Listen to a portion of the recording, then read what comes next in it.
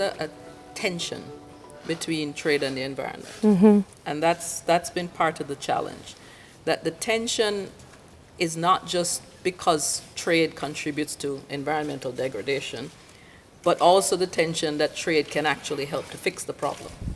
And so how do we move from one perspective to the other? Trade people talk to the trade people, the environment people talk to the environment people, and never the twain shall meet. We need to fix that. We work with over 200 companies, some of the largest companies in the world, around sustainable development and fighting climate change. We have identified the importance of working together pre-competitively and also working much faster, radically, engaging with stakeholders that we traditionally might not have had. How can value chains be transformed to improve nature, to support people, and also to address the climate crisis, while at the same time, obviously, being part of a business model? If we want to take a radical approach, the approach should be that for the next decade, let's just focus on problems that we have not solved in the past. Today, there are about 1 billion people in the world that don't have access to homes. So the problem really is that how can we make sure that people that don't have access to homes can get homes, but at the same time do not have a negative impact on the environment through carbon emissions. Our solution is a new housing concept, wherein we use the roofs of the homes to put large-scale solar panels. And when we combine 1,000 of these houses together, for example, we have a total rooftop capacity of about 10 megawatts. So now we have a solar power plant which can then sell the electricity.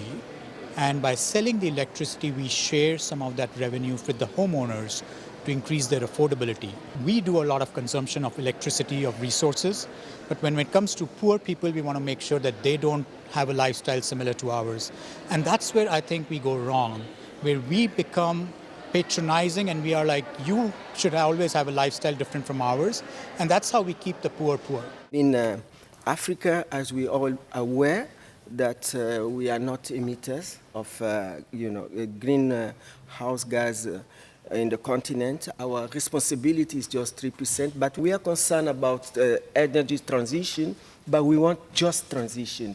We cannot move from one energy to today, tomorrow, because it requires a lot of investment. Those are the type of conversation we have to have with the developed country and really make advocacy that we in Africa, we want to go through clean energy so that we can reduce all these emissions. One of the fundamentals of radical collaboration, of any kind of radical action, is the issue of fear and trust. The fear factor that many developing countries have is that this is a Western agenda that is being pushed at their expense.